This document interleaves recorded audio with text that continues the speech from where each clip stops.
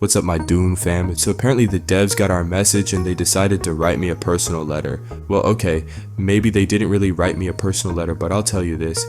It sure as hell felt like it. About an hour ago, as of August 20th, they dropped a trailer for more content. Chapter 2 of Dune Awakening arrives September 10th, allegedly. This comes after the big love letter they dropped yesterday, which we will be covering. But you know me, in typical Jermaine fashion, I'm about to break it down for you. Today we discuss the top 10 most important things that were said in the love letter. But first, do me a solid, hit the subscribe button, like and drop a comment below so we can talk about this together. Don't subscribe if you like playing buggy ass games that don't work, and be sure to stay until the end and let me know if you think I owe the devs an apology. And with that, let's go. Starting with number 1, a clear sorry and a promise to talk more. The devs said they're really sorry for being so quiet.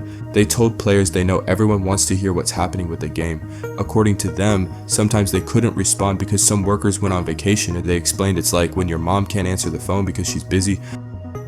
Nah, I'm playing. But they did promise they will talk to players more often now. They said they want to tell everyone what's new, what they're working on, and when cool stuff is coming. The team admitted they made a mistake by being too quiet, and they announced they want to fix it by sharing news all the time. So what do you guys think? Are the devs being sincere with this one? I know some of you have lost trust in the past and before, but does this feel like they have changed? Leave a comment below. Number 2, a busy July full of fixes and fair play. July was work time. The team played a big game of whack-a-mole with bugs and cheats. When a bad bug popped up, they tried to hit it fast. When a cheater showed up, they banned them. They also fixed many ways people could copy items when they should not. That keeps the world fair for honest players. They worked on making the game more stable so it crashes less. They also tested a rhythm for patches. A rhythm means updates come at a steady beat, not too slow and not too fast. Fast enough to stop bad things from spreading, careful enough so new fixes do not break old things. That balance is not easy, but they are aiming for it. Fixing and learning at the same time takes focus. Now that you know they have a beat for patches, you may ask what new things are coming next. Number 3 is all about the new DLCs. Chapter 2 is a free update. The Lost Harvest is a paid DLC. They will release in parallel like 2 trains reaching the station together. These bring new content and new looks. They do not focus on the end game, and the team is honest about why. I may be wrong, but maybe they want to treat this like a MMO, where there is a continual stream of updates similar to games like World of Warcraft. So they are about fun things now, not the final ladder later. The team will share more about what is inside very soon. For now, just remember this. You will get fresh things to do and fresh things to see. Free parts for everyone, optional paid parts for people who want more. That balance tries to keep the community together while also funding big builds ahead. But how do we know the plan beyond that? Number 4, a roadmap and simple tools you asked for. The team shared a roadmap. Roadmap is a picture of the path. On it, you can see free updates and paid DLC that are coming in the near future. You can also see how each month they listen to players, fix bugs, and push back on cheats. The picture is a guide, not a hard rule, but it shows the way they think. Along with the roadmap, they are adding small tools that feel great in daily play. You can rename your vehicles in storage so you know what is what. You can use stronger rockets on your vehicles so fights feel better. You can press a hotkey to swap seats in a vehicle fast. These little things save time and reduce stress. They will show up first in a test version that players can try. Testing lets them catch problems early. Simple tools may look small, but they add up. Now that we covered tools, let us talk about the problems they want to solve.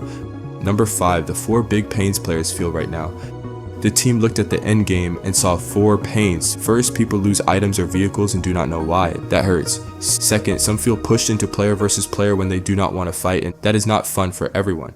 Third, cheats and exploits still show up and ruin the mood. Fourth, there's not enough to do for a long grind at the top. These pains do not hit every person the same way. Different players want different things. Some want hard fights, some want calm building, some want to explore and trade. The team wants to shape the end game so more players feel happy. The list is clear and simple, which helps them pick what to build first. Knowing the pains is step 1, fixing them is step 2, and the devs have stated we absolutely intend to fix them. And to be honest, they said what 90% of the comment section has issues with in this one point alone. But let's go on to number 6. Number 6, fast fixes you will notice right away. Short-term changes are coming. Player logs will be clearer so you can see who took what from a chest and why things are gone. A salvaging system will help you recover lost vehicles so a mistake does not end your day. That sticky cobalt paste will take less room and certain vehicles will get more slots so hauling feels better. They will add a cargo container that the big carrier can move, which makes teamwork and solo play smoother.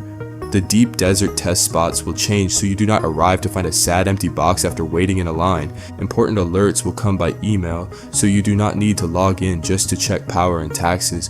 Think about that for a second. If life gets busy or you're taking a break or something comes up, you will be able to get an email to remind you to get your friend, unless you're solo, to hook up the base. And that's pretty awesome if you ask me, unless you're solo. Just kidding, my solo players, you know I love ya. I know I am going to be cooked for that comment though.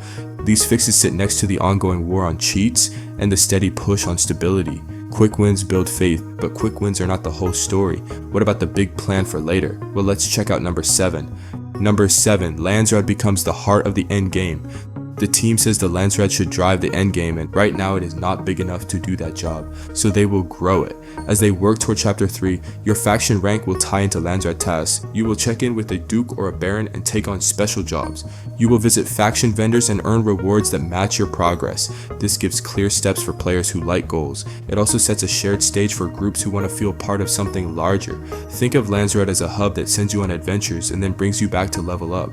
When a game gives you purpose, you stay longer and feel proud of your climb. But how will these tasks actually work? Number 8. Contracts replace deliveries to stop stockpiles. Tasks will become contracts rather than deliveries. Here's why that matters. Deliveries can be gained by stockpiling a mountain of stuff. People can hoard and then dump it all to rush rewards. Contracts change the shape.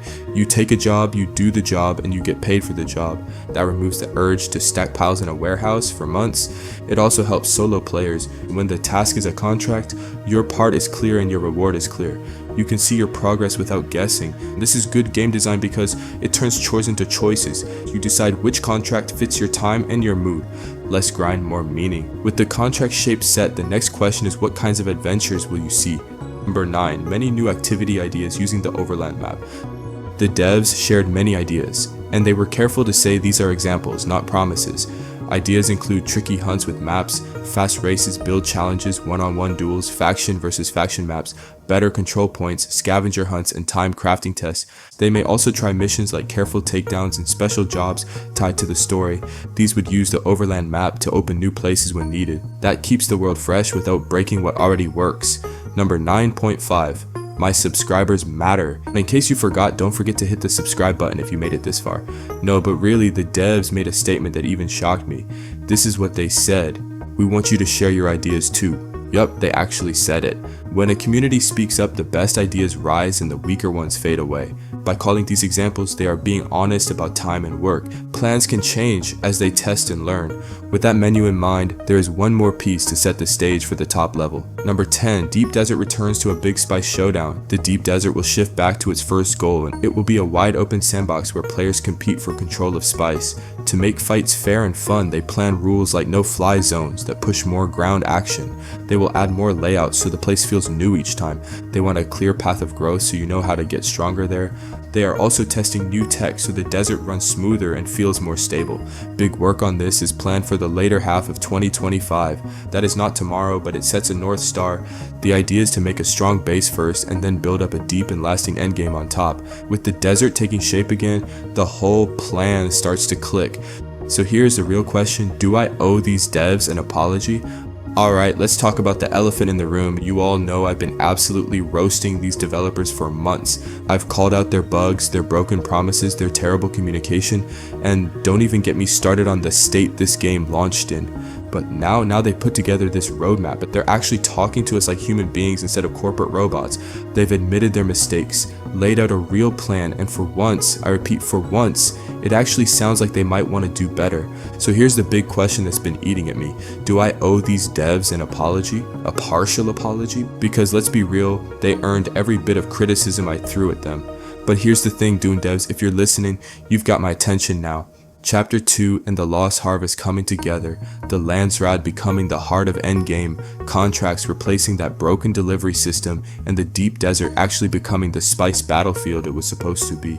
This all sounds incredible on paper, but we've heard promises before, haven't we? However, I admit it seems they went out of their way to address very specific complaints we have had, as well as solutions in advance. They even dropped a trailer for one of players' biggest complaints, which is not enough content.